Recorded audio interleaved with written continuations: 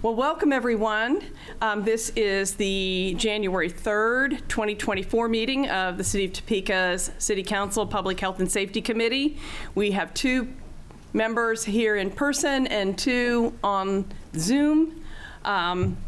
Let's go ahead and quick do introductions of the committee. Councilwoman Valdivia Alcala, District 2.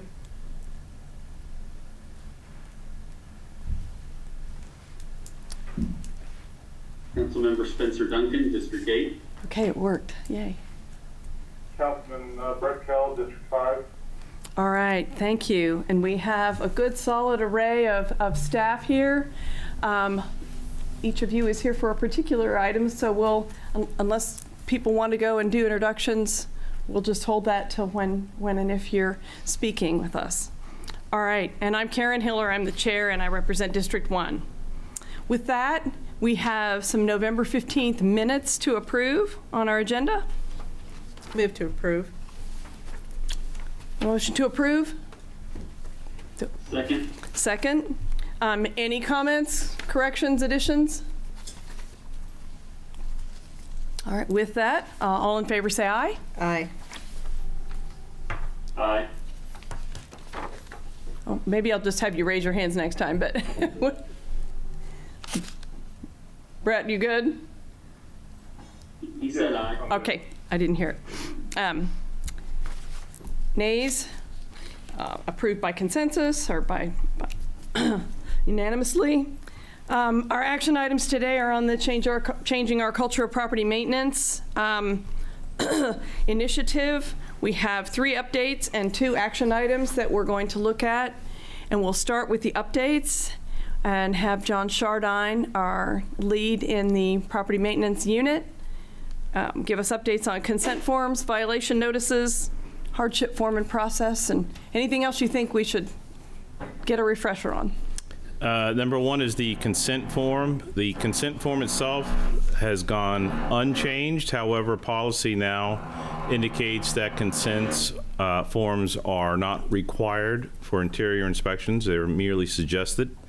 And if the occupant does not want to fill one out or sign one, we don't make them do that. So. And that is huge. Each one of these that John is going to go through are priorities in our initiative. We're looking at being able to check those boxes off and put them on our accomplished list. That's correct. So, little sidebar to the council committee members online. We're eager to have you ask questions about these items or any others so that we are fresh on how the what we think are accomplishments, that we're sure we know what's happened and that they're working. So with that, keep going. Notice of violations. It was asked that we reword the violations to make them more understandable, more welcoming, less threatening. We did that. We did that as a team. We've rewritten it probably 2 or 3 times now, and I think you guys like our final version. We presented it to you. You guys made some suggestions, and I think we have a good final product. Those will go into effect mid-January. Okay, and committee members, is there a copy of the old one and the new one in this packet? There is. Did you have a chance to look at those? Staff really did a lot of work on it, and we did work on it in the COCPM team unit, but your fresh eyes, not seeing them often, the idea was to state all the statutory things that have to be said and identify the violations, of course, but also to be more inviting and encouraging toward self-management of the property in the first place and getting those things done quickly rather than having them have to keep pursuing with extensions in court and things like that. And also, we've added contact information on there for the housing navigator for some of the notices, and then it's just more welcoming, the notice. It's not so much threatening. So. Any comments on that from Biddy? Okay. Third one is the hardship form. This is my housing navigator. She completes this form if need be. We are looking for the property owners who might suffer from an illness or financial setback that would get them qualified for assistance from the city. And she'd worked with Carrie Higgins to develop this form, and her and Carrie worked hard on a couple of things, but this one in particular. And it's very well put together and easy accessible. So is this the form if people, right now we have money from the Federal Home Loan Bank to help low and moderate income people with code violations have some financial assistance and some staff assistance to get those repairs done. Is this the form, or is this used in the court? This is, I don't think this is the same form. It's the starting process. If you Yeah. could get to, here. A lot of the information is the same on the form, but it's not the exact form that you would be looking for that. Correct. It's the starting process, and then if they are interested and qualify, there is an application that they fill out. So the hardship form gives them some time. Yes, absolutely. Okay. And then you connect them with resources, or the navigator, or you all Yes. do that. Okay. Questions on that from the committee? We can't see you, Brett, so. Okay.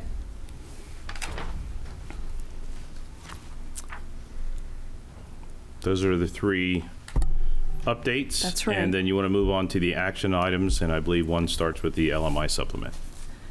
Let's stop, just pause for a second to see if the council members on the committee have any questions about any of the other SOPs at this point. We are planning to continue. Our team is working on these SOPs to get them teed up for you and then to go on to the council. We've got another meeting to review SOPs on the 1st of February already set. So we're wanting to share them in small bites for you, but certainly if you have questions about any of them, let us know so we can either answer immediately or make sure we have it for you next time. Okay, let's go on then. The action items, the LMI supplemental funds recommendation emerged out of this, out of our team leadership. We were aware that one of our top priorities in code compliance was to address those who had resources and responsibilities differently than the low and moderate income folks that might not have the skills or the money. Staff has been able to land a grant for $750,000 from the Federal Home Loan Bank, and it's over 3 years. So in simple terms, $250,000 a year that we're already a year and a half into, good year into. Out of the work team leadership, we said, well, one of the issues there, and committee members, you have a map in your packet, is that the Federal Home Loan Bank has limited where their funds can be spent. And for instance, that's not west of Washburn, not south of 21st Street, and not east of California, and areas north and central as well. So there are big holes there. We asked staff to give us an idea of how much money it might take additionally to be able to cover those areas that the Federal Home Loan Bank does not cover. And further asked, through Carrie and Rochelle, where we could find that money so that this committee could make a recommendation for additional funds to be available through the housing division so that we could cover any LMI family that was distressed in NIA areas, and also, as we know, sometimes that occurs outside of an NIA area as well.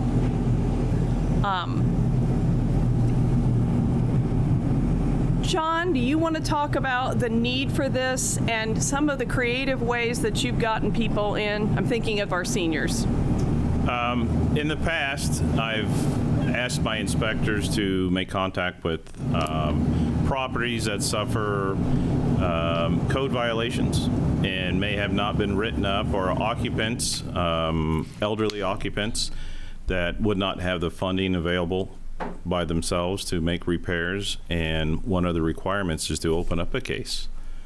And then once we do that, we make sure Carrie and her staff knows about it, and then we get them in contact with the property owner, and then they file for an application for the grant.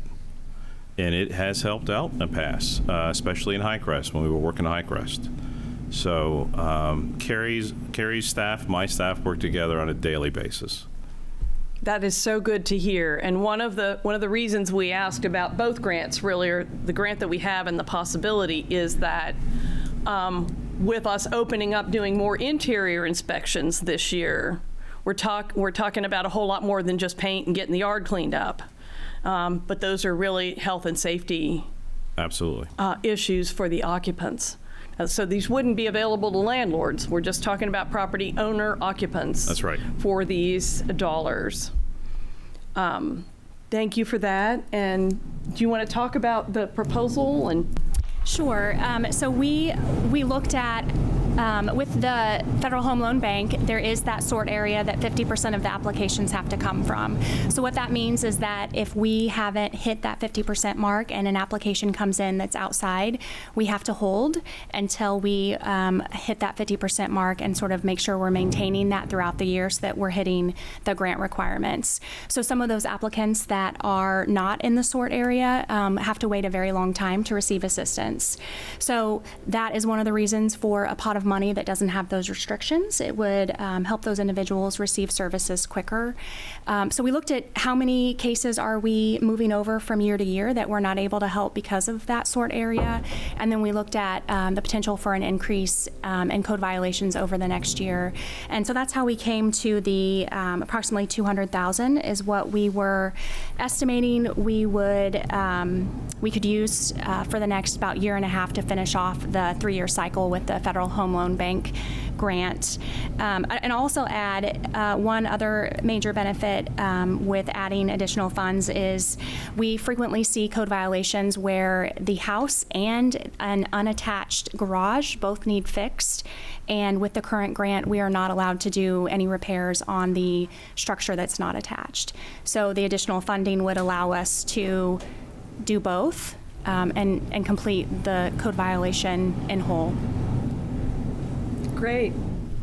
Do you want to explain what we kind of collaborated, Carrie, Rochelle, just kind of collaborated on, well, what would be some sources that might be available and what might be the most appropriate for this committee to ask for. And so do you want to explain? I'll let Rochelle pop up. Rochelle do it? Okay. Switch places.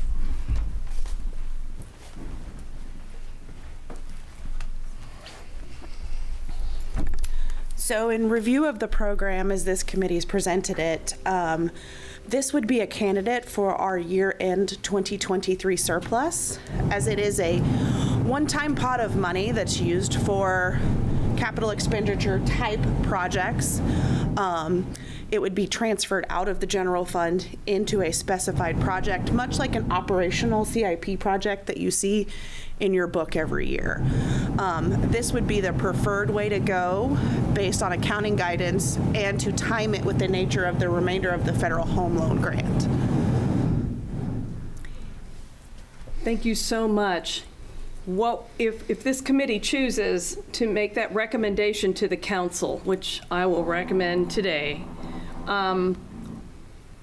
what's the timing, as far as you know it, for that year, the considerations of the entire list of year-end funding balances? Because if I'm not mistaken, your thought was that we would need to recommend it to the council and get it on their radar and get it and put it on your list, but that rather than it being voted on individually, that what would happen is that an entire list would be presented to the council for adoption.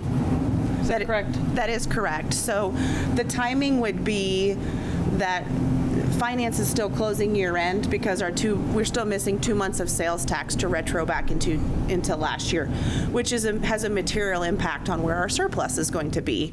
And so finance staff will have to the governing body a draft Q4 report before February 28th.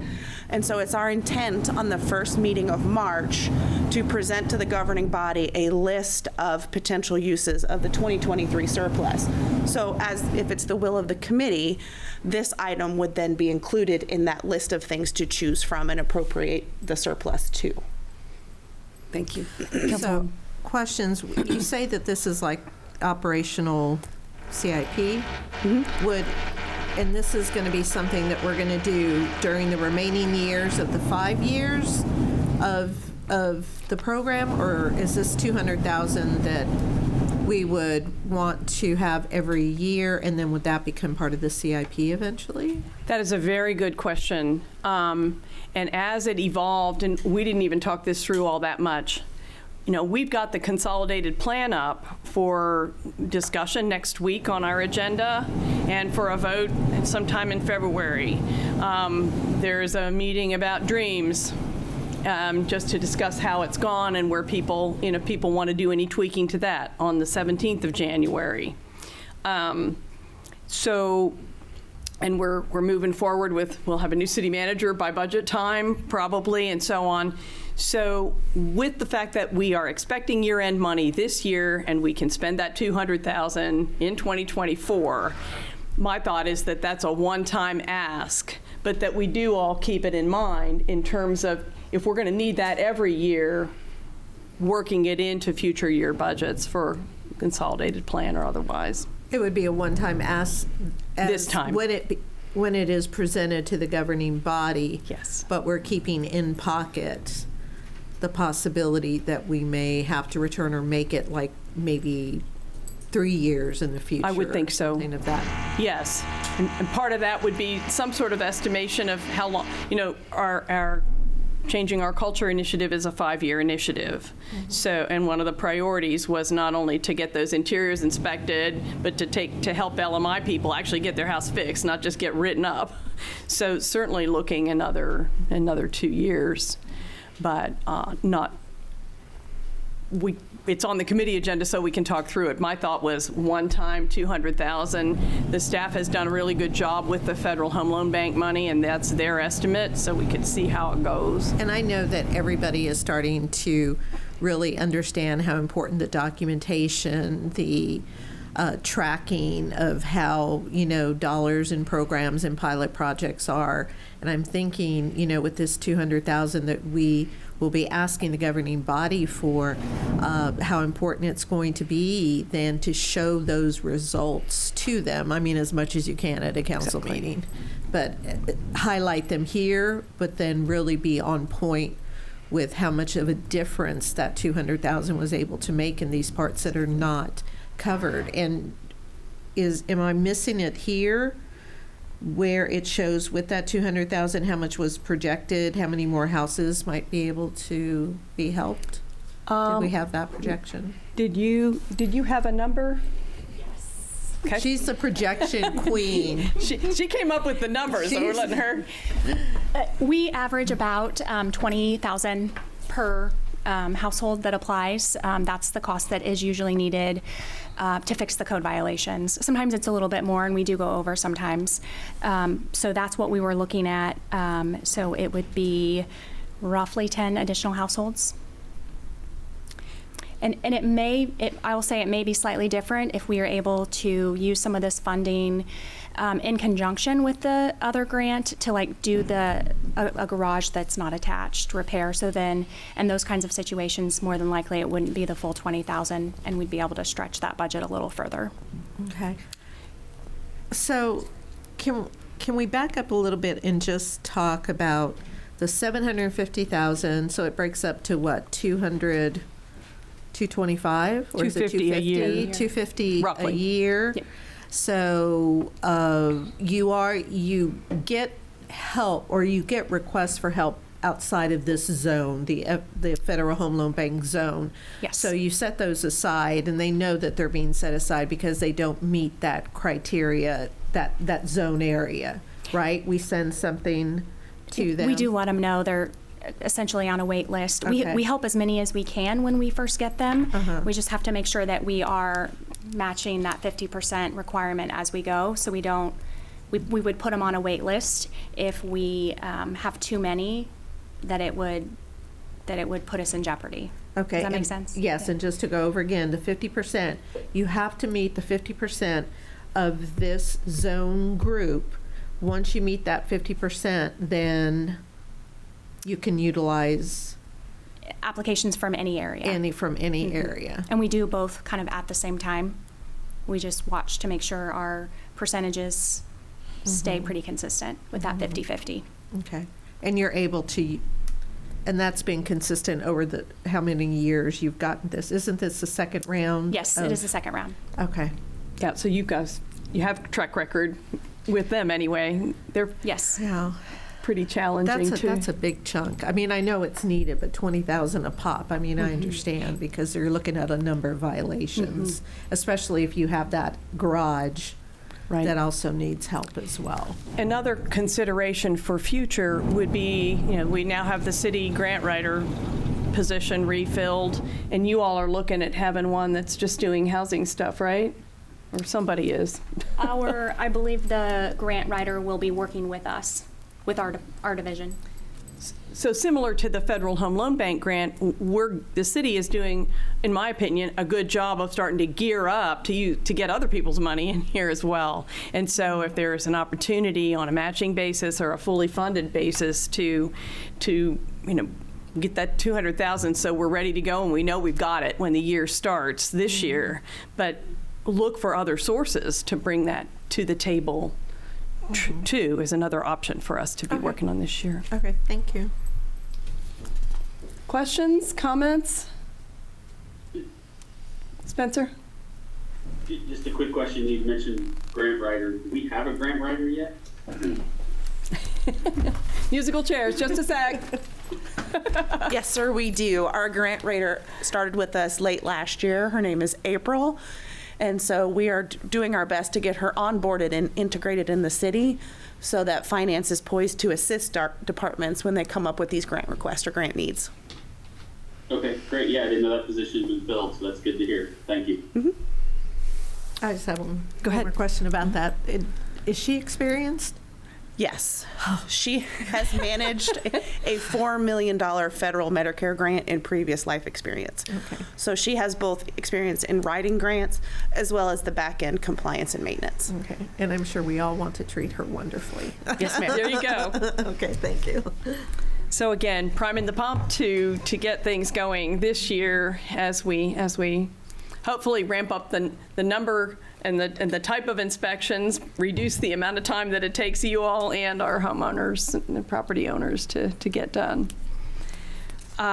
If there aren't other questions, I think our motion would be to recommend that $200,000, I'm going to try and paraphrase you correctly, that $200,000 from the 2023 revenue surplus be allocated to the Housing Department and dedicated for use in funding home repairs for LMI families who have property maintenance code violations and do not have the means to address them. Does that work for everybody? Is that a motion? That would be the language for the motion. I would entertain a motion to recommend that. Motion to enter. Move to approve. Second. Okay. It's been moved and seconded. All in favor, say aye. Aye. Aye. Aye. All right. The thought would be for this one that we put it on a discussion only for the January 16 agenda so that we introduce this issue and the status to the council, understanding that it will then go on that list for voting in 1st of March, did you say? Yeah, the first meeting in March. And so the council then will be given the backstory. That Right. if the bank only covers this, the Right. loan only covers a particular area. Right. And the need outside. So that they're fully aware. Okay. And we don't wait until it's in whatever the long list is Okay, later. good. Okay. The next item is our vegetation ordinance, which John has reached out to us and said he's ready to move it. So he's got both the ordinance amendments and one that he wants to work on a little bit more, as well as a staged implementation resolution for how to roll it out. That's correct. So just like when any new ordinance or an amended ordinance, you're concerned about the educational part of it. So I suggested a 2-year campaign, hammering the new language, getting it across to our occupants and our property owners to make sure they understand what's coming, offering them any type of meetings that they may need to have to answer their concerns. And I truly welcome any feedback from our citizens, property owners. I intend on having all the language finalized within the next few weeks. I welcome any more meetings with the committee members, additional staff may be interested in looking at the language to make sure that we can meet the needs of the community. Let's go ahead and have you or one of us walk through exactly what the language is that's changed. You all, committee members, have a copy of it in your packets. Would you be kind enough to read it, because I don't have a copy with me right now? I thought you knew it by heart then. No. Okay. There really are changes to only, there you go.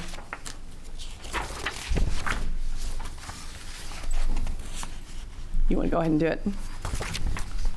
So with the suggestions from the committee, we added to the definition of vegetation to include woody vines, volunteer saplings under 4 to 6 inches in diameter, shrubs, brush. And I believe that was it. The rest of it is exactly the same, is it not? Or am I missing something? I think the underlines are the new or amended language. What this does is substitute the word vegetation for weeds throughout the whole thing, and then expands that vegetation beyond just grasses and weeds over 12 inches tall. And then we included, notwithstanding an owner of undeveloped property exceeds 2 acres is reasonable for removing destroying vegetation except for grass or ground cover within 15 feet of any sidewalk, streets, or adjacent property lines. So that came into play because when we send notices out to large parcels of property, the property owners were intimidated.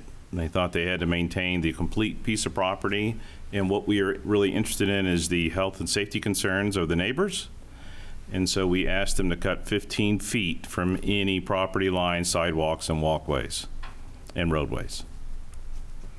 And then it varies based on the property, whether it's like totally wooded. Correct. And maybe walkable, or whether it's sort of jungle-like.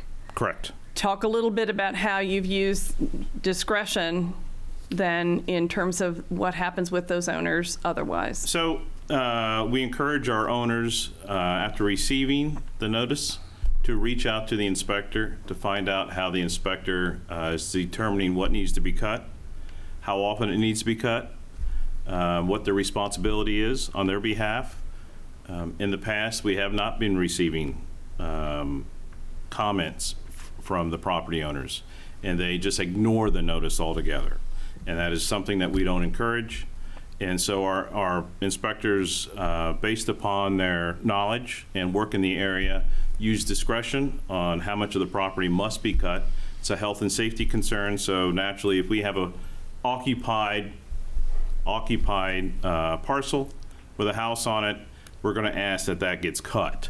Even if it's 1 acre to 2 acres, it's your front yard, we're going to need access, we're going to need to see the property, compared to maybe farm property, which is not occupied.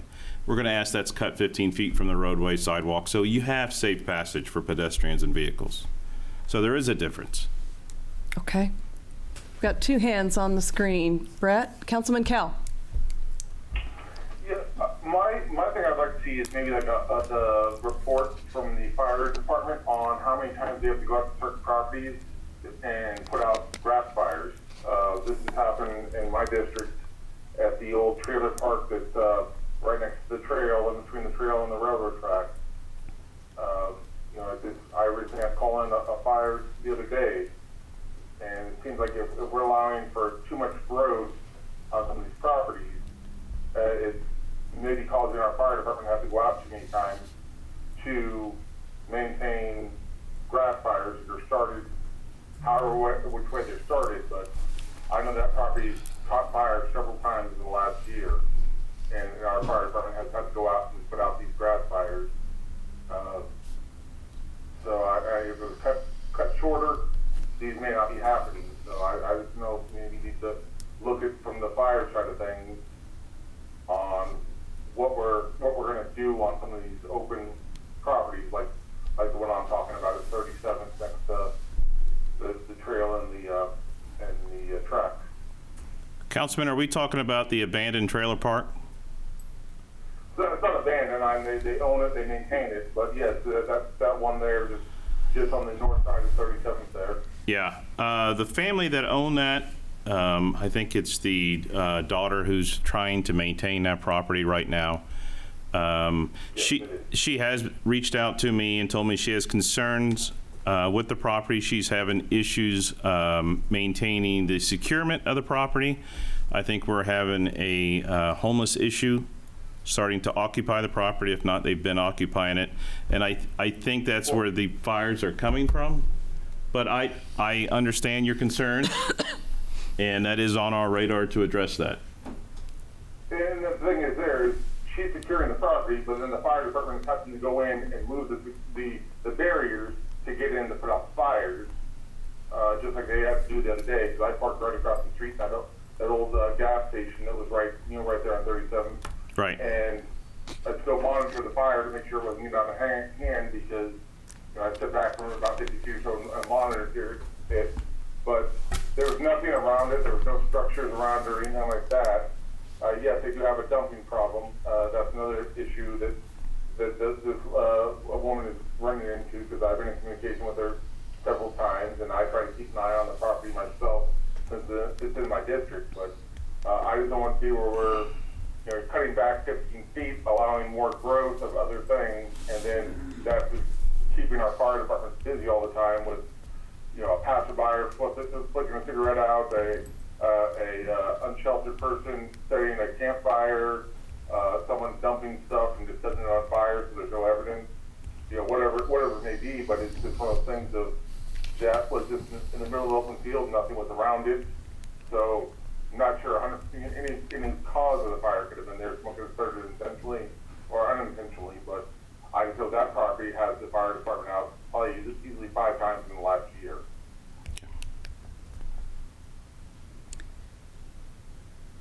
Thank you for that input. I know that I'll let John speak more to it if he wants to, but kind of toggling. One of the reasons we're bringing the SOPs forward as well as the policies is because the policy can be just great, or you thought it was, but it's where that policy actually gets applied, how it gets applied, and so the issue of discretion and how much to say about the discretion in the policy itself versus in the SOP, but make sure that we've got enough structure in what we say that staff can go ahead and proceed and ask somebody to clear some property. Your discussion with me was for health and safety reasons. That's right. Or obviously you So in skipped it to the noxious weeds or something like that. Right. In cases like this, just what he described, we would have concerns with that property because of the ongoing activity. And we would ask them to maintain it, get it cut down, maybe spray it. We would ask them to secure it as best as she can. I know she lives out of town, if that's correct. I think she lives out of town. But nevertheless, she needs somebody to keep an eye on the property because it's elevated. You can't see it from the roadway. You can't see it from public land. And it's undeveloped. Well, it was a trailer park, so it has some utility lines running to it, but yet most of the part it's undeveloped. Well, I guess our special language about the 15-foot and letting people leave the growth there has to do with only undeveloped property, not property that has an occupied structure on it. Right. Now, I mean, you're going to have some leeway with that. Right. So this is not going to be cultivated land. This is going to be, and if I remember correctly, the gentleman that did own it, and did take care of it, that lived, when he was maintaining it, he was living off course, but he did maintain it all. He cut it. Right. And it became a problem maybe once a year, but now it's starting to get our attention a lot more. Right. So she may need to step it up. Councilman Duncan, did you have a question as well? Okay, I thought I saw two hands at first. Okay. I'm going to loop back through just because, just to make sure everybody knows. John read through the weeds, woody vines, volunteer saplings under 4 to 6 inches, shrubs, brush, grass, and uncultivated plants. What that did was pull the old language from right above it, John. It defines that you can have places for cultivated growth such as vegetables, fruits, herbs, flowers, ornamental grasses, and native plants. And it goes on to define native plants because there are people that have done their yards as well as that want to have native plant gardens or just a property in native plants.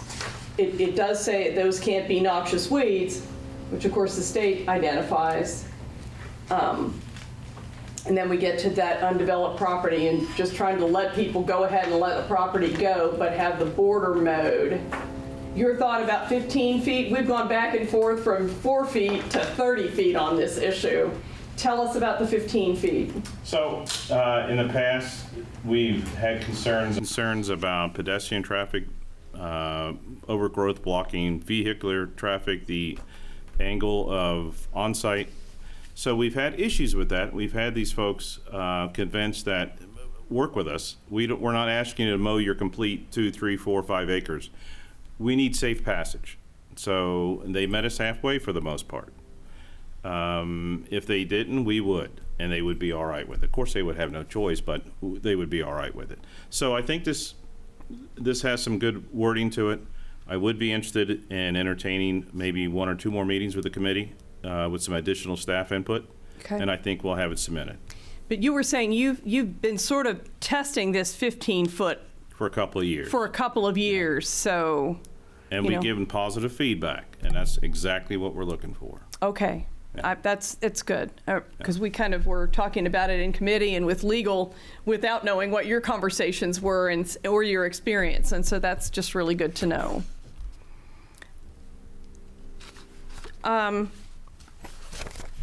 Is there more detail that we should read through on the phase-in? You did talk through it. I mean, it's pretty easy, self-explanatory. First 2 years educational. We're going to ask for Hang on letters. just a second. Does everybody have that document? It's a document that follows, there is a one-page document that follows the ordinance. Okay, go ahead. Any questions pertaining to the document? Go ahead and kind of float through it again. You touched on it, but that whole issue of phasing it in is a big deal. It is a big deal. As it is important with any new ordinance that you're proposing, you need to have an educational campaign. Right. To make sure that everybody understands it, why we're having it, the issues that we're having because we don't have it, maybe. So this is self-explanatory. We're going to go through different forms of communication. We'll do the Facebook, the whatever communications comes up with. We're gonna do that. Courtesy letters. We'll be addressing the folks that will be in violation to let them know what needs to change for them to be in compliance when we do start enforcing it 2-3 years down the road. And then we're going to ask for the public feedback.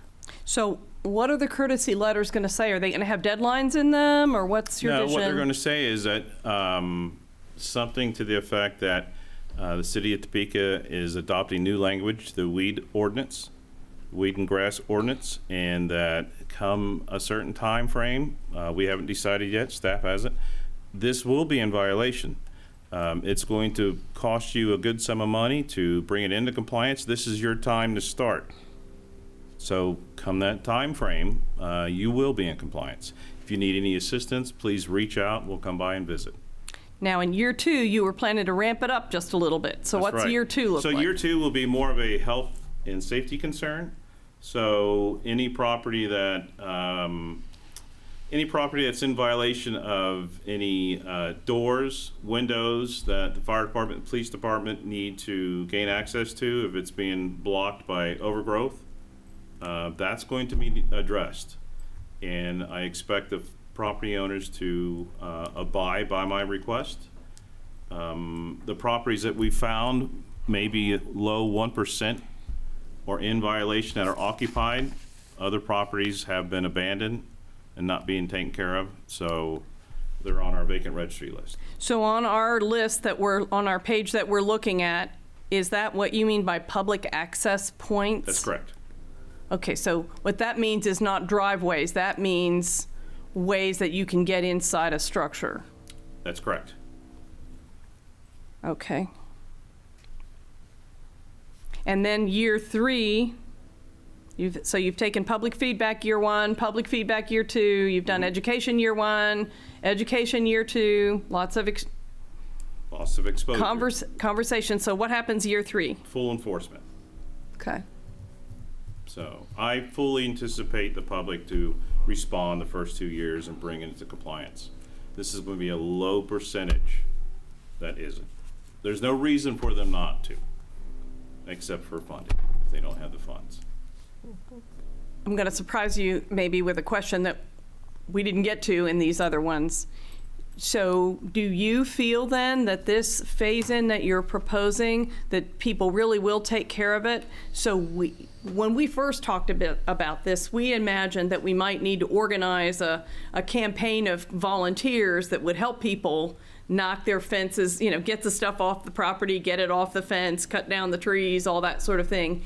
You think that that people will kind of take care of it themselves? I think when it's explained to them that this is a blight issue on top of a safety issue, on top of a health concern, maybe they're going to see the big picture. It's going to give them 2 years to comply and maybe a couple of meetings with them. Okay. The resistance that we've met before, it's because we'll send them a notice, and the notice was kind of ugly. And In the middle of the winter and get your house painted by April. Nobody likes to be told what to do, when to do it, and how it has to be done. Right. Maybe a little explanation. Well, that's a great answer. We felt like we were going to have to take a lot more, try and develop a lot more initiatives on the city side or volunteer side, and that really sounds great. Councilman Duncan? So this is a silly small question, but in this timeline, is this year 1?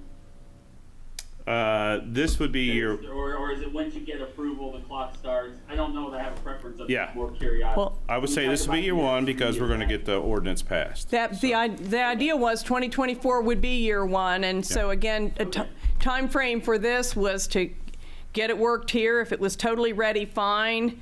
Possibly even if we still wanted to work on a couple of points, go ahead and get it on the January 16 council agenda for discussion only, get some feedback again with the idea of getting it on an action, on the council agenda for action in February, so it's fully in place. Correct. Okay, no, that's great. So that year 3 we're talking about would be sometime in 26, which is, again, I'm fine with that. I'm just trying to make sure I've got it all in my head correct. That's what, That's fair enough, yes. yeah. Cool. And I just really appreciate all the time and effort that Mr. Chardon has put into this and with his staff. This is a team. I mean, Yep. This is no single person doing all the work. Yeah. So. We were eager to get caught up with what your thoughts were, and it's just great to see it moving, and that you're ready to move it, not just us. Absolutely. So, that's awesome. Any other questions or comments from anybody? Actually, I think this is new. So what you're wanting to do is we need to move this out of committee. And we could simply move to recommend the vegetation updates to the IPMC and the stage implementation to the council for adoption today, and leave that motion simple. But you're still wanting to work a little bit more on the I do. I wanna have a 2-acre and 15-foot issue. A couple more meetings with legal, maybe Okay. one more meeting, and with some other staff members. Okay. make sure they're okay with it. So that would mean that we would, unless John and his further consultations kind of work through this whole issue and want to leave it as is, which is what happened our last round, we would recommend, request this be on the January 16 agenda, knowing that there might be some conversation from John and legal Correct. about that particular piece. Nobody wants to get this off their desk more than I do. So a motion to go ahead and request that it move forward, we would understand that there might be some comments from Sure. you all. Anybody ready? The motion would Move to approve. move to approve. Second. All in favor, say aye. Aye. Aye. Aye. Okay. We will move it forward. That is the end of our scheduled items. Are there any other questions or issues that people would like to raise today? We've got Marketing and Action Team meeting tomorrow and meeting every 2 weeks for this first couple of months of the year to work on their pieces. Our policy and procedures group is meeting on the 1st of February, so we are, Wendy, if everybody, you met Wendy, I guess, in November, but we're working on getting all of the different items on this initiative totally teed up with who the teams are and what the issues are in calendaring, so you will continue to hear more. Good. My thought is we probably won't meet every month, but it might well be every other month as a committee, as we keep moving these things through, trying not to overload any particular agenda. Councilwoman, anything else? Okay. With that, we stand adjourned. Thank you all.